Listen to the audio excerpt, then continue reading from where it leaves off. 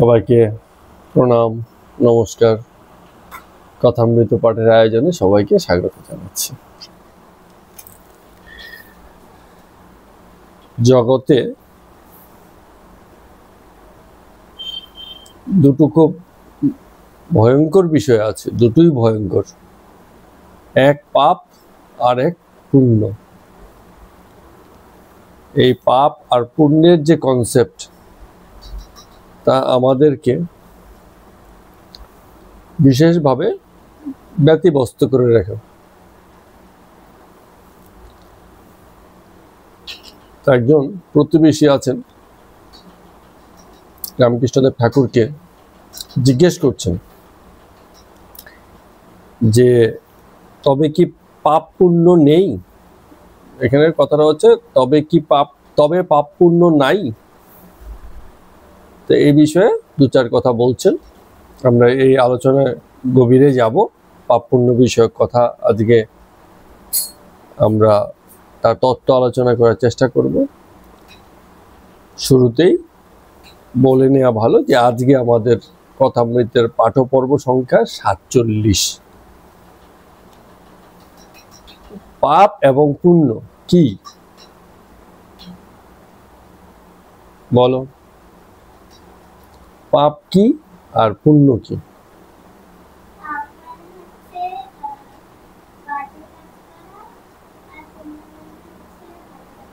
খুব ভালো বলেছো।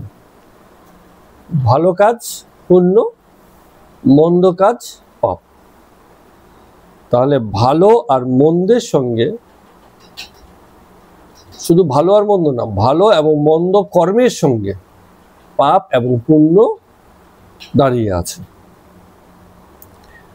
কর্মের সঙ্গে একদম ভালো আর মন্দের ব্যাপারটা আমরা যদি এই মুহূর্তে কিছুক্ষণের জন্য ভুলে যাই, তাহলে শুধু কর্মের সঙ্গেই এই পাপ আর পুণ্যের কনসেপ্ট দাঁড়িয়ে আছে। কর্ম ছাড়া পাপও নেই, পুণ্যও নেই। কিছু একটা করলে পরে তবেই তাতে পাপ এবং পুণ্য আসে। আর যখন কর্ম হচ্ছে, যেটাকে আমরা বলছি ভালো কর্ম, আর একটা বলছি কি মন্দ কর্ম। ভালো কর্ম কোনটা আর মন্দ কর্ম কোনটা?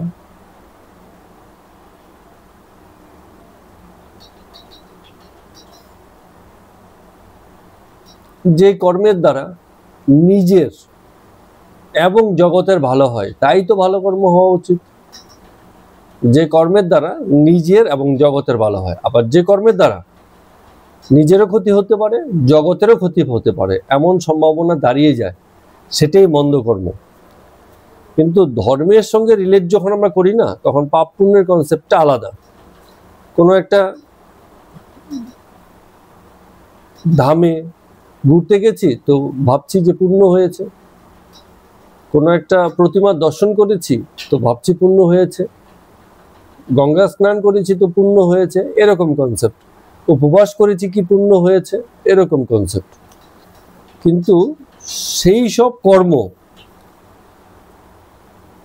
জগতের এবং ব্যক্তির হিতের সঙ্গে যদি না জড়ায়, তবে সেগুলো এক অর্থে এক প্রকারে অকর্ম।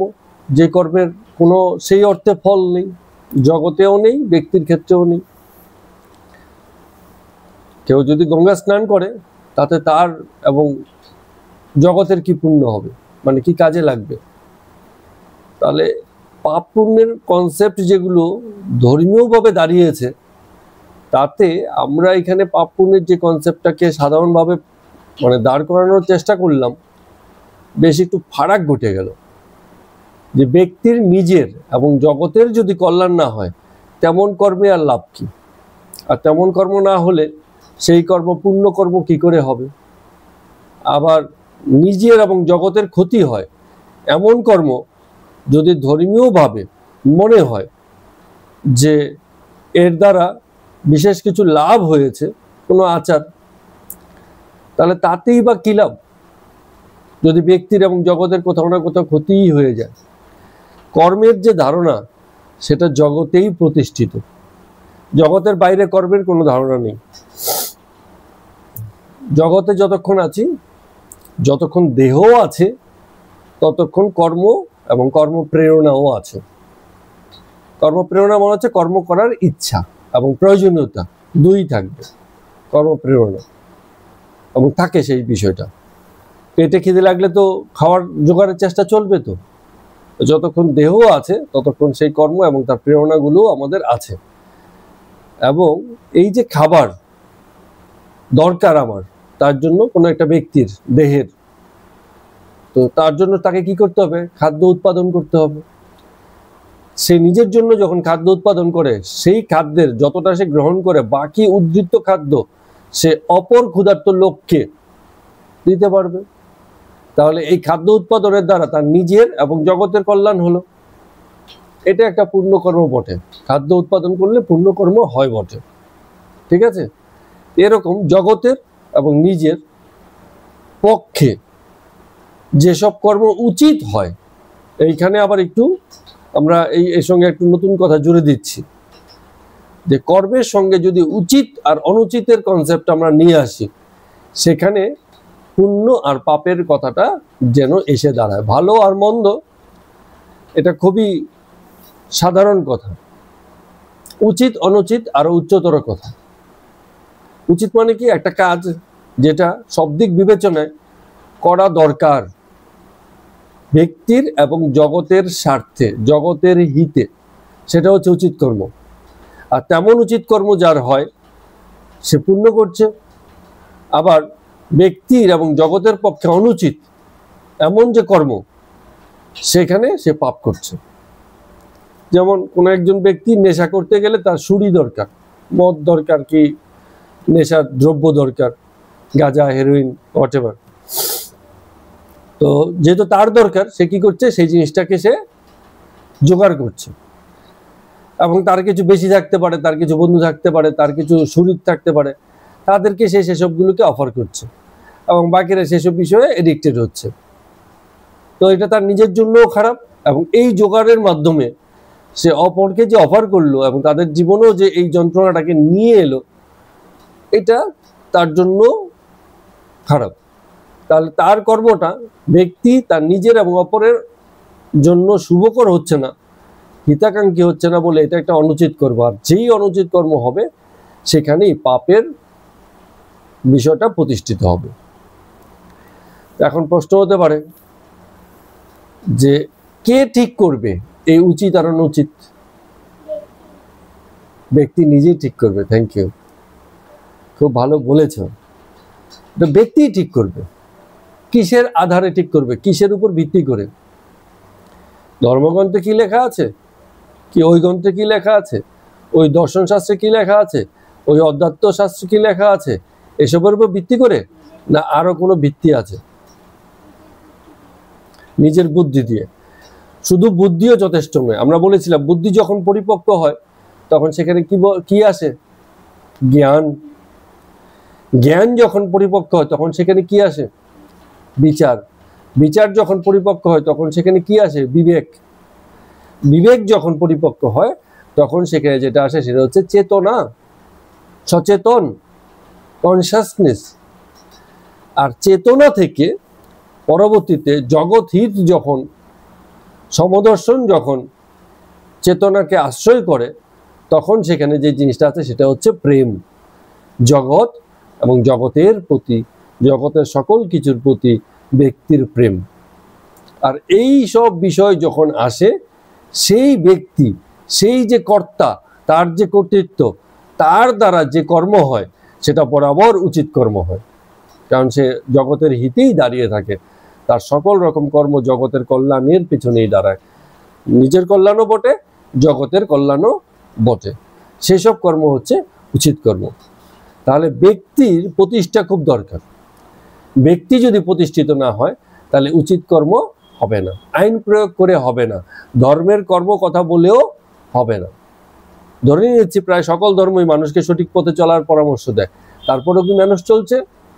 চলছে না। কারণ কি? বা দেশের আইনও তো মানুষকে সঠিক পথে চলার, ভালো পথে চলার, উচিত কর্ম করার ব্যাপারে পরামর্শ দেয়, তারপরও লোকে করছে না কেন? কারণ সে অজ্ঞান এবং তার ঔচিত্য প্রতিষ্ঠিত নেই। নিজের পক্ষে, জগতের কল্যাণের পক্ষে যা কিছু ভালো হবে, যা কিছু উচিত হবে, সেসব করার ব্যাপারে ব্যক্তি দৃঢ় প্রতিজ্ঞ নয়, দৃঢ় নয়।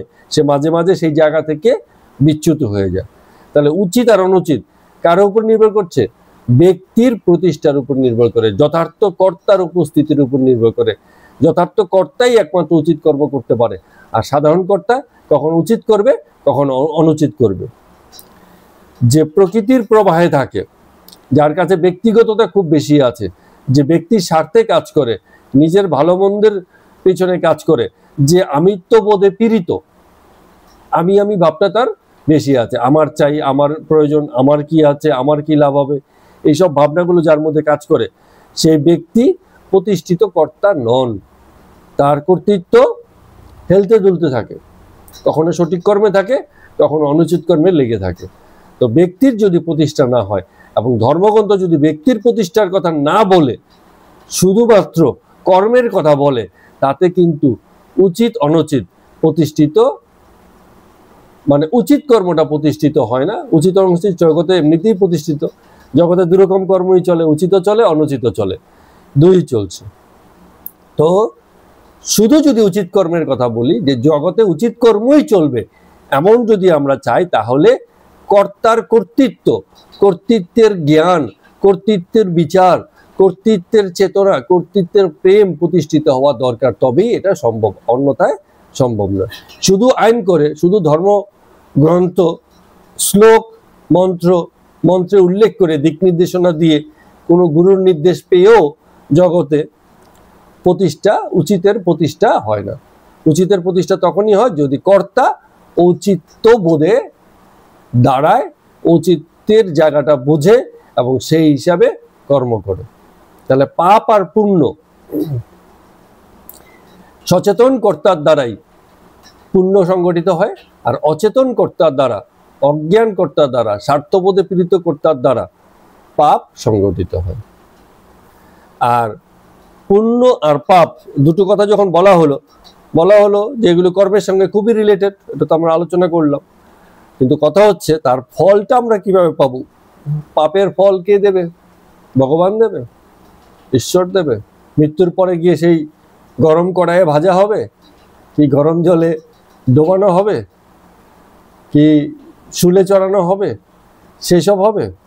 এগুলো গল্প কাহিনী মাত্র, মানুষকে ভয় দেখিয়ে সঠিক পথে আনার জন্য একটা গল্প ফাঁদা হয়েছে। কিন্তু প্রকৃত অর্থে কর্মের সঙ্গে কর্মের ফল সহসঙ্গী হয়। যেখানে কর্ম ঘটে সেখানে কর্মের ফলটাও থাকে, একই সঙ্গে একই সময় থাকে। কর্ম এবং ফল মানে একই সঙ্গে বাস করে, তাদের সহবাস, একত্র বাস হয়। ঠিক আছে?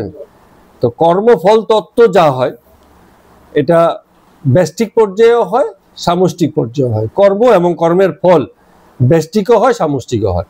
যেমন খানিকক্ষণ আগে আমরা বললাম, কোনো ব্যক্তি যদি তার নিজের ক্ষুধা নিবৃত্ত করতে ফসল উৎপাদন করে, তার একটা দীর্ঘমেয়াদী সামষ্টিক প্রভাব আছে, ফল আছে। কি ফল আছে? সেই ব্যক্তি তো খেয়ে পড়ে বাঁচবে, প্লাস হচ্ছে ওই সময়ে আরো ক্ষুধার্ত লোকের খাবার জোগাড় হবে। তাহলে একটা সামষ্টিক ব্যাপার দাঁড়িয়ে গেল।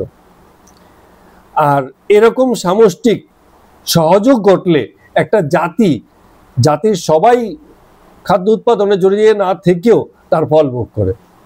তাহলে আমরা যেসব ফল ভোগ করি সেগুলো সামষ্টিক কর্মফল। ঠিক আছে? জগতের জাতি, গোষ্ঠী, সমাজ, এলাকা, সেই জায়গাতে যেই ধরনের কর্মের প্রবাহ চলে, ভালো বা মন্দ, উচিত বা অনুচিত, যেমনই হোক না কেন, তার ফল সেই অঞ্চলে বসবাসকারী লোকেরা ব্যষ্টিক পর্যায়ে ভোগ করে। তাহলে সামষ্টিক কর্মফল ব্যষ্টিক কর্মের ফলের সঙ্গে জড়িয়ে আছে। আবার ব্যক্তির কর্মফলও তার ব্যষ্টিক রূপে সে ভোগ করতে পারে। একজনকে অসাবধানে চলছে, ধুমকে রাস্তায় পড়ে গেল, এটা কি হলো? ব্যক্তি তার নিজের কর্মফল ব্যষ্টিক পর্যায়ে ভোগ করলো, তার নিজের ব্যক্তিগত পর্যায়ে সে ভোগ করলো। দুরকমই আছে, সামষ্টিক কর্মফলও ভোগ হয়, আবার ব্যষ্টিক কর্মফলও ভোগ হয়। এই কারণে যে ব্যক্তির প্রতিষ্ঠা, আমাদের সনাতন ধর্মশাস্ত্র ব্যক্তির চেতনা এবং ব্যক্তির প্রেমের দিকেই ব্যক্তিকে পরিচালিত করতে চায়। শুধু নিয়ম কানুনে বেড়া দিয়ে ধর্ম রক্ষা হয় না, উচিত কর্মও হয় না। ব্যক্তির প্রতিষ্ঠা, ব্যক্তির বিচার, ব্যক্তির বিবেক, ব্যক্তির চেতনা, ব্যক্তির প্রেম, ব্যক্তির সমদর্শন যদি প্রতিষ্ঠিত না হয়, তাহলে কখনোই কোনো ধর্ম ব্যক্তিকে ধার্মিক বানাতে পারে না। ধর্মের নামে অধর্ম আরো বেশি করে হবে তখন, কারণ ব্যক্তির প্রতিষ্ঠা হয়নি, ব্যক্তির বিচার জাগেনি। ধর্মে বলে দিয়েছে ওকে গিয়ে মারো, সে আর বিচার করবে না, বলে আমার ধর্ম বলেছে মারতে, আমি গিয়ে মারছি। তার বিচার যদি জাগ্রত হয়, তার বিবেক যদি জাগ্রত হয়, তার ঔচিত্য বোধ যদি জাগ্রত হয়, তখন সে সেখানে বিচার করবে। শাস্ত্র বলেছে যে শাস্ত্র সময়ের সঙ্গে সমান গ্রহণযোগ্যতা রেখে চলতে পারে, তাও অশাস্ত্র। শাস্ত্রে উল্লেখ আছে, কিন্তু এখন এই সময়ে চলছে না, ফেলে দাও, সেই শাস্ত্রের কোনো প্রয়োজন নেই। শাস্ত্রেই তার অশাস্ত্র বা যা তার সময়ের সঙ্গে চলবে না, তার মানে পতনের কথা উল্লেখ, যে ছেড়ে দিতে পারো, এর প্রয়োজন নেই। মূলগত শাস্ত্রের সঙ্গে বেদান্ত, গীতা, এইসব শাস্ত্রের সঙ্গে যেসব শাস্ত্র কনফ্লিক্ট করে, সেসব শাস্ত্রের অন্তর্ভুক্ত নয়, সেগুলোকে বাদ দিতে পারো। এরমভাবে বিষয়গুলোকে এগিয়ে নিয়ে গেছে সনাতন। সবসময় ব্যক্তির প্রতিষ্ঠার দিকে নজর রেখেছে। এই কারণে এখানে বরাবর নতুন নতুন মহাপুরুষের জন্ম হয়েছে। নতুন নতুন মহাপুরুষ জগতের হিতে, জগতের কল্যাণে পথ নির্দেশ করেছে এবং জগৎকে সঠিক দিশা দেখিয়ে গেছে টাইম টু টাইম, বিভিন্ন সময়। ঠিক আছে? তো এই যে আভ্যন্তরীণ আলোচনাটা হলো, এখন আমরা দেখি এই কোন এক প্রতিবেশী যখন প্রশ্ন করছেন যে তবে পাপ পুণ্য নাই, সে বিষয়ে রামকৃষ্ণদেব ঠাকুর কি বলছেন। তিনি আরেকটা ভিন্ন জায়গা থেকে ইঙ্গিত করছেন। তিনি বলছেন যতক্ষণ অহং তত্ত্ব আছে, ইগো আছে, আমি আছে, ইগোইজম সেদিন বলছিলেন না, ইগো সেন্ট্রিজম, ইগোসেন্ট্রিজম, যখন অহং আছে, আমি আছে, কেউ একজন বলছে যে আমার অস্তিত্ব আছে এবং এই ব্যাপারে আমি সজাগ, সচেতন, এবং আমার কিছু চাই, আমার কিছু বোধ আছে, আমি বোধ আছে, এই ইগোসেন্ট্রিজম, অহং তত্ত্ব যতক্ষণ থাকবে ততক্ষণ ভেদ বুদ্ধি থাকবে, ভেদ থাকবে, পাপ পুণ্যের জ্ঞান থাকবে। তো ঠাকুর এই কথাটা বলছেন যে পাপ পুণ্যের জ্ঞানটা তখন থেকে যায় আর ভালো মন্দের জ্ঞান তখন থেকে যায়। কিন্তু ঈশ্বরের যখন দর্শন হয়, কারো যদি ঈশ্বর ভাবনা প্রতিষ্ঠিত হয়, জগতের এই খেলাটা সেই একই কারণে যে প্রতিষ্ঠিত হচ্ছে এবং চলছে, সেই সম্যক দর্শন যার হবে, সে তখন অভেদ বুদ্ধিতে নিজেকে প্রতিষ্ঠিত করতে পারে। অর্থাৎ জগতের যত বেদ আমরা দেখি, তার কাছে তখন সেই বেদগুলো সমান হয়ে যায়। জগতের হিসেবে বেদ আছে, কিন্তু তার আভ্যন্তরীণ দৃষ্টিতে সেই বিষয়গুলোকে সমান তখন দেখতে থাকে। কারণ এই জগতে যা কিছু ঘটছে, আমরা যখন ইগোসেন্ট্রিক থাকি তখন ভাবছি যে আমি করছি বা তুমি করছো বা সে করছে। কিন্তু যখন একটা কমন প্ল্যাটফর্মের জায়গা থেকে, ঐশ্বরিক বুদ্ধি থেকে যখন আমরা জগৎকে দেখি, তখন দেখি জগতে ভালো মন্দের খেলাই চলে এবং এই নিয়েই জগৎ দাঁড়িয়ে আছে এবং এটাই চলছে একটা খেলার অংশ হিসেবে, খেলাটা ক্রমাগত চলছে। তখন ব্যক্তি এই পাপ পুণ্যের ঊর্ধ্বে উঠে যায়। তো যখন বলা হচ্ছে পাপ পুণ্য আছে কি নেই, এটা আছেও বটে আবার নেইও বটে। যখন সমদর্শন হয়, যখন ঈশ্বর দর্শন হয়, তখন পাপ পুণ্যের আর বোধ নেই। আর যখন ব্যক্তিগত পর্যায় থেকে জগৎকে দেখা হয়, আমিত্বের জায়গা থেকে যখন জগৎকে দেখা হয়, তখন পাপও আছে, পুণ্যও আছে, সবই আছে বটে। তো ঠাকুর এখানে বলছেন আমিত্বের তো পুরো বিলুপ হয় না, তাই জন্য তিনি বলছেন আমিকে দাস আমি করে রাখতে, সেবক আমি করে রাখতে। ভগবানের সেবক, তাকে প্রভু মেনে, তাকে পিতা মেনে, তাকে মাতা মেনে, যে রূপে তাকে ভজন করতে চায় এমন মেনে তার ভক্ত হয়ে তার সেবায়, অর্থাৎ সেই একই রকম ব্যক্তিহিত এবং জগৎহিত, সেই কাজে যদি কেউ লেগে যায়, তবে একই সঙ্গে বিবেক, বিচার, চেতনা, প্রেম, সমদর্শন, এই সকল বিষয়ের সমন্বয় সেই ব্যক্তির মধ্যে এসে যায় এবং সংসার তখন তার পরিচালনায় উন্নত দিকে যাওয়ার চেষ্টা নেয়। না হলে যদি যদি শুধু প্রাকৃতিক বৃত্তি থাকে জীবনে, সেই ব্যক্তিও বটে এবং তার পরিচালনায় একটা জাতি, গোষ্ঠী, সমাজ, পরিবারও বটে, সে একই রকম ধ্বংসের পথেই যায়, কোনো উন্নতির লক্ষণ সেখানে থাকে না। একজন ভক্ত বলছেন প্রতিবেশী যে মহাশয় বলছেন ঈশ্বরকে জেনে সংসার করো, তো তাকে কি জানা যায়? খুব কমন প্রশ্ন, যেটা বারবার করা হয়েছে। শ্রীরামকৃষ্ণ বলছেন তাকে ইন্দ্রিয় বা মনের দ্বারা জানা যায় না। ইন্দ্রিয় মানে কি? চক্ষু, কর্ণ, নাসিকা, এইসব। মন মানে হচ্ছে আমাদের মন, এসব দিয়ে তাকে জানা যায় না। তবে যে মনে বিষয় বাসনা নেই, জগতের বিষয়ের প্রতি আসক্তি নেই, যে মন শুদ্ধ হয়েছে, সে তাকে জানতে পারে। জানতে পারে অর্থে আমরা যা বুঝেছি যে সেই মন তখন তাকে বুঝতে পারে এবং জগতের খেলায়, জগতের প্রকাশে তার অস্তিত্বের অনুভব সে করতে পারে, উপলব্ধি সে করতে পারে এবং সেটা খুব সামান্যই করতে পারে।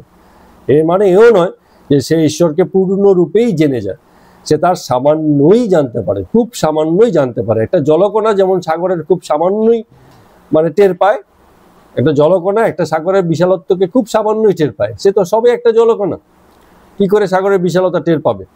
এমনিভাবে একজন ব্যক্তিও ঈশ্বরের অস্তিত্বের বা ঈশ্বরের খেলার খুব সামান্যই টের পেতে পারে বা বুঝতে পারে। এখন একজন ভক্ত বলছেন তাহলে এমন কে আছে যে ঈশ্বরকে জানতে পারবে? তো ঠাকুর বলছেন কে জানতে পারবে সেটা থেকে বড় কথা কতটুকু জানতে পারবে সেটা খুব ইম্পর্টেন্ট। আর কতটুকুই বা জানা দরকার? যার একটু জল, এক ঘটি জল হলেই জলের তৃষ্ণা মিটে যায়, সে পাতকুতে কতটা জল আছে এই খবর নিয়ে কি করবে? তার তো অতটা দরকারও নেই, ফলে ওই খবরে তার প্রয়োজনও নেই। একটা পিঁপড়ে চিনির পাহাড় থেকে একটা দানা চিনি খেয়েই তার পেট ভরে যাবে, বড় জোর আরেকটা দানা সে বাড়ি নিয়ে যাবে, কিন্তু রয়েছে তো চিনির পাহাড়। তো এত বড় পাহাড়ে কতটা চিনি আছে, সে পিঁপড়ে যদিও মনে মনে ভাবে যে পুরো পাহাড়টাই আমি এবার গিলে নেব, কিন্তু তার পক্ষে কোনোদিন সম্ভব নয়। সে একটা চিনির টুকরোই খেতে পারবে আর একটা বাড়ি নিয়ে যেতে পারবে, কিন্তু তার সামনে তো রয়েছে চিনির পাহাড়। তো ব্যক্তির এটা একটা বিকার মানে হচ্ছে বিকৃতি, মনের একটা তার ক্ষমতার বাইরে একটা বাসনা যে সে ঈশ্বরকে জানবে। ঈশ্বরকে জানা যায় না, জানার অধিকারী আমরা নই, আমাদের সেই যোগ্যতা, ক্ষমতা, সক্ষমতাই নেই। কিন্তু আমাদের যেটুকুনো দরকার সেইটুকুনো আমরা জানতে পারি যদি আমরা শুদ্ধ মনের অধিকারী হই, তবে ঠিক আছে। তো এখন এই যে ব্যক্তির যে ইচ্ছা, কি ইচ্ছা? যে ঈশ্বরের সবটাই আমি বুঝতে চাই। এই যে সবটা বুঝতে চাওয়া, এই সবটার কনসেপ্ট ব্যক্তির কাছে নেই। এটা খুব সুন্দর একটা ব্যাপার। সব মানে কি বলতো? সব, সবাই মানে সব। এখন সবাই মানে এই জগতের সবাই, সব মানুষ। এখন সব মানুষ কত মানুষ? জগতে 700-800 কোটি লোক আছে, এত লোক। কিন্তু এই সবের যে কনসেপ্ট, আমরা তো এখানে বসে বসে ধারণা করলাম হ্যাঁ 700-800 কোটি লোক আছে, সেই সব লোক হচ্ছে সব লোক। কিন্তু এই 700-800 কোটি লোককে কি আমরা একই সঙ্গে দেখতে পাবো? দেখা সম্ভব? এই যে সমষ্টি টোটাল, এই টোটালকে জানা যায় না, কারণ ব্যক্তি তো একজন, সে কি করে 700-800 কোটি লোককে জানবে বা বুঝবে বা দেখবে? এটা সম্ভব না। ঠিক আছে, যেটা আমি বলেছিলাম যে সাগর, এত বড় সাগর, অসংখ্য জলকণা, তারই একটা জলকণা কখনোই সাগরের বিশালত্ব মাপতে পারে না। তেমনি ব্যক্তিও, একজন ব্যক্তিও সকল ব্যক্তির, এই জগতের 700-800 কোটি লোকের কনসেপ্টকে সে নিতে পারে না। আর এছাড়া সব বলে যে বিষয়টা আছে, এটা একটা অদ্ভুত বিষয়। আইনের চোখে সবের কোনো গুরুত্ব নেই। আইনের চোখে এটা খুব ভালো একটা বিষয় আমি উল্লেখ করতে যাচ্ছি, সবের কোনো গুরুত্ব নেই। কেন নেই?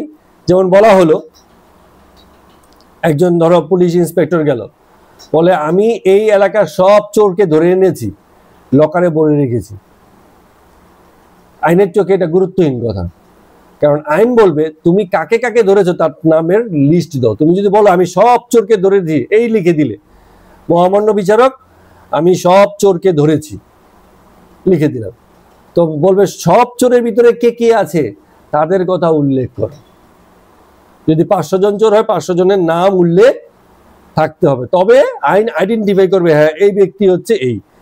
সবাই চোর এতে কিছু প্রমাণ হয় না, কোনো কিছু কনসেপ্ট দাঁড়ায় না, প্রত্যেককে ইন্ডিভিজুয়াল ধরে ধরে ধরে ধরে তবে গিয়ে বিষয়টা বলতে হবে। যেমন কেউ বলল আমার সব টাকা সে লুটে নিয়ে গেছে, মহামান্য বিচারক আমাকে মানে তার কাছ থেকে টাকা উদ্ধার করে দিন। এখন বিচারক বললো তুমি সব টাকা ওকে ফিরিয়ে দাও, ও এনে 5 টাকা দিল, বলে ওর কাছে 5 টাকাই ছিল, এটাই ওর সব। তো সবের অর্থ কি? সবের কোনো কনসেপ্ট দাঁড়ায় না। তোমাকে বলতে হবে যে আমার কাছে এতগুলো 500 টাকার নোট, এতগুলো 100 টাকার নোট, এগুলো এতগুলো 200 টাকার নোট, এতগুলো 50, 20, 10 এই মিলিয়ে এতগুলো টাকা ছিল, যার টোটাল হচ্ছে কত, যেমনই হোক, ঠিক আছে, ধরলাম 5 লাখ টাকা। নোটের বিবরণ দিয়ে বলবে এই নোট এই ছিল, 5 লাখ টাকা আমার কাছে ছিল, সে চিটিং করে এই টাকাটা নিয়ে গেছে, মহাশয় আমাকে উদ্ধার করে দাও। তো ও যখন আইনের ভাষায় যখন ওই লোককে ধরা হবে এবং ওর কাছে বলবে যে তুই টাকা কোথায় রেখেছিস আমাদের বল, হয়তো তার জন্য তাকে পেটানো হবে, গিয়ে তার জায়গা থেকে গোপন জায়গা যেখানে সে লুকিয়ে রেখেছে সেখান থেকে টাকাগুলো নিয়ে আসা হবে। নিয়ে এসে কি করবে, ওই যে ওর বিবরণ দেওয়া হয়েছে সেই বিবরণ হিসাবে মেলাবে, মিলিয়ে যা যা পাবে ওকে ফেরত দেবে। যেমন কারো যদি ধরো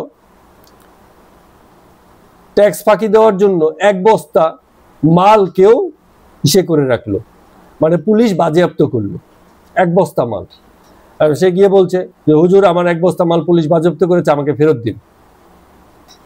পুলিশ কি করলো, সেই বস্তা থেকে অর্ধেক মাল সরিয়ে বস্তাটা মুখ বেঁধে তাকে ফেরত দিল। ও তো বলেছে 1 বস্তা, 1 বস্তাই তো ফেরত দিয়েছি, ও তো বলে না বস্তার মধ্যে আমার 500 পিস মাল ছিল। তাহলে 1 বস্তা বলতে আসলে কিছু বোঝায় না, বস্তার মধ্যে যা থাকবে তাই 1 বস্তা, কমও থাকতে পারে বেশিও থাকতে পারে। তো আইনের ভাষায় যেমন সবের কোনো গুরুত্ব নেই, এমনি ভাবে আমাদের এই অংশে এই যে ঈশ্বর তত্ত্বের যে ধারণা আমরা করতে চাই, সবটাই বুঝতে চাই ঈশ্বরত্বের, তারও কোনো গুরুত্ব নেই, কারণ সবকে বোঝা যায় না। সব হচ্ছে একটা মানে আনআইডেন্টিফাইড একটা ধারণা, সব বলতে কিছু প্রতিষ্ঠিত হয় না। যে ঈশ্বরের সবটাই বুঝবো বা ঈশ্বরের সবটুকু বুঝে নেব, এই কথাটুকু প্রতিষ্ঠিত হয় না। বোঝা যায় ঈশ্বরের এত এত শক্তির প্রকাশ, তার মধ্যে যে কোনো একটা প্রকাশকে আমি বুঝলাম, সেটুকুনো হতে পারে, বা 10টা প্রকাশকে আমি বুঝলাম, সেটুকুনো হতে পারে। এতগুলো শক্তি আছে, তার মধ্যে 10টা শক্তিকে আমি জানলাম, বুঝলাম, সেটুকুনো হতে পারে। তুমি যেটুকু জানবে সেটুকু বুঝবে, সেটুকুই তার সামগ্রিকের কিছু অংশের প্রকাশ যা তুমি বুঝলে। তাহলে ব্যক্তির ক্ষমতা, সক্ষমতা এবং তার প্রয়োজন হিসেবে সে ততটুকুই জানতে পারবে যতটুকু সে জানার অধিকারী। ব্যক্তির যোগ্যতা যতটুকু, ততটুকুই সে ঈশ্বরে জানতে পারবে। ঈশ্বরের সবটা কেউ জানতে পারে না, কারণ সব বলে কোনো কিছু প্রতিষ্ঠিত হয়। সব একটা হচ্ছে কাল্পনিক কনসেপ্ট, সব বলে কিছু হয় না, ঠিক আছে, স্পেসিফিক হতে হয়। তো এবার এই কথা যখন রামকৃষ্ণ ঠাকুর বলছেন, তখন এক ভক্ত বলছেন যে এই যে আমাদের বিকার, এই বিকারের কি কোনো ওষুধ আছে, মানে চিকিৎসা আছে? রামকৃষ্ণ বলছেন হ্যাঁ, এরও চিকিৎসা আছে। এই বিকারকেও আমরা মানে আমাদের নিয়ন্ত্রণে রাখতে পারি। এই যে সবের প্রতি দুর্বলতা, অনেক কিছু জানতে চাওয়ার যে বাসনা, বা আমরা মনে করি যে আমাদের পক্ষে সম্ভব সেসব কিছু জানা বোঝা, বা পারবো না বলে কি আছে, চেষ্টা করলে সবই হয়, এই যে কনসেপ্টগুলো আমাদের মধ্যে আছে, একটা একরোখা ভাব, নিজের অস্তিত্বের প্রতি যে সচেতন নয়, সে এইসব বিষয়গুলো ভাববে, এবং সে মহা অস্তিত্বের সম্পর্কে যার ধারণা নেই, সামান্য ধারণা নেই, সে এইসব কথাগুলো ভাববে। এবং যে লিমিটেড, সে সেই পরম সত্তাকে লিমিটেড হিসাবেই দেখে, ভাবে যে আমি যেমন লিমিটেড, সেই পরম সত্তাও হয়তো লিমিটেড, কিন্তু লিমিটেড দিয়ে আনলিমিটেডকে জানা যায় না, ঠিক আছে। তো এই জিনিস যে বোঝে না, সে এইসব বিষয়গুলোতে মাথা লাগায় এবং এক প্রকারের গোয়ারা তর্ক করে। তো রামকৃষ্ণদেব ঠাকুর বলছেন এই যে বিকার ভাব তার মধ্যে আসে মনের মধ্যে, তো এটা থেকে বাঁচার উপায় হচ্ছে সাধু সঙ্গ। যখন সাধু সঙ্গ হয়, আরো 10 জন সাধুর জীবন ঘনিষ্ঠ উপলব্ধি যখন আমাদের সামনে আসে, তখন আমরা তার এই মহৎ অস্তিত্বের ব্যাপারে জানতে পারি বা ধারণা করতে পারি, এবং তখন সারেন্ডার হয়। ব্যক্তি তখন নিজেকে সারেন্ডার করে তার প্রতি, যে তাকে আমি জানতে পারবো না কিন্তু তার হয়ে যেতে পারবো। আমি মানে চিনি চাই যদি আমি ব্যক্তি হই, কিন্তু আমি নিজেও চিনি হতে পারি। চিনি খেতে আমার ভালো লাগে, কিন্তু আমিও চিনি হতে পারি। আমি চাই সবাই আমাকে সম্মান করুক, শ্রদ্ধা করুক, আবার আমিও সবাইকে সম্মান শ্রদ্ধা করতে পারি। ব্যাপারটা ভাইস ভার্সাও হতে পারে। তো এই যে ব্যাপার, এমন ব্যাপার যখন হয়, তখনই সেখানে সারেন্ডার ঘটে, যে এই মহৎকে, এই উচ্চকে, এই বৃহৎকে আমাদের পক্ষে জানা সম্ভব না, কিন্তু তার প্রতি আমরা সমর্পণ রাখতে পারি। যেটুকু জানলাম তাতেই তার প্রতি কৃতজ্ঞ হতে পারি, এবং যতটুকু জানবো বলে ভেবেছি বা জেনেছি সেটুকু যে তার পরিক্রমাতেই জানা, এই জগৎ বিকাশ বা প্রকাশের হিসেবে জানা, তিনি প্রকাশিত হয়েছেন বলে অতটুকু জেনেছি, এটুকু ব্যাপারে পরিষ্কার থাকা। তো এই জন্য সাধু সঙ্গের দরকার আছে। তো ঠাকুর এখানে বলছেন যে আমি মাকে বলেছিলাম যে মা, আমি জ্ঞান চাই না, তোমার জ্ঞান তুমি নাও, তোমার অজ্ঞানও তুমি নাও, আমি শুধু তোমার প্রতি পূর্ণ ভক্তি চাই, তোমার পাদপদ্মে শুদ্ধ ভক্তি চাই। শুদ্ধ ভক্তি হলে কি হবে? তুমি আমাকে যেটুকু দেখাবে তাতেই আমি খুশি থাকবো। এই অতৃপ্ত বাসনা কখনো মনে আসবে না যে তোমাকে আমি পূর্ণরূপে জানতে এবং দেখতে ও বুঝতে চাই। ঠিক আছে? তো ইসে বলছেন যে যেমন রোগ তেমনি ওষুধ। তো রোগ যদি মানে বিকার হয়, তাহলে ওষুধটা বিকার সারানোরই হবে। এখন রোগ হয়েছে বলে ঈশ্বরকে সামনে এনে দেখানো যাবে না। আমি ঈশ্বরকে জানতে চাই, এটা আমার রোগ। সমাধান কি? সমাধান হচ্ছে ঈশ্বর এসে সামনে দাঁড়িয়ে গেল, ঈশ্বর পূর্ণরূপে প্রকাশিত হলো। এটা সম্ভব না, যেহেতু এটা বিকার।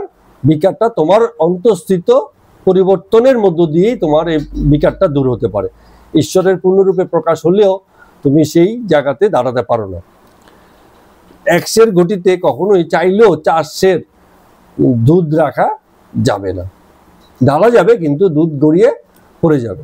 কারণ তুমি পূর্ণরূপে দর্শন চাও ঈশ্বরকে, ঈশ্বরের জ্ঞান চাও পূর্ণরূপে, সেটা সম্ভব নয়।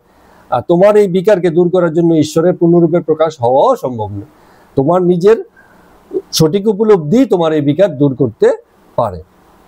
নিজের অস্তিত্বের ব্যাপারে এবং সে মহা অস্তিত্বের ব্যাপারে সচেতন যত হবে, তত এইসব বিকারগুলো দূরে সরে যাবে।